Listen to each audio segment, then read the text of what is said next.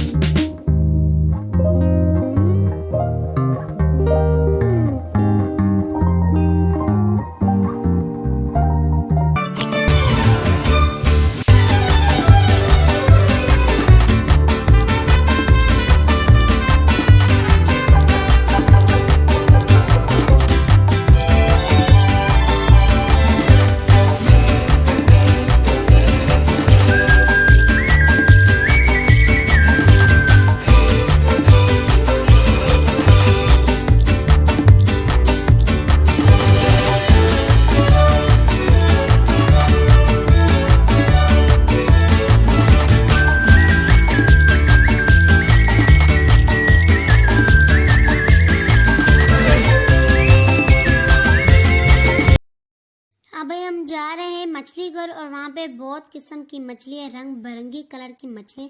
चले आए आप भी हमारे साथ मछली घर चल और आप भी हमारे से बहुत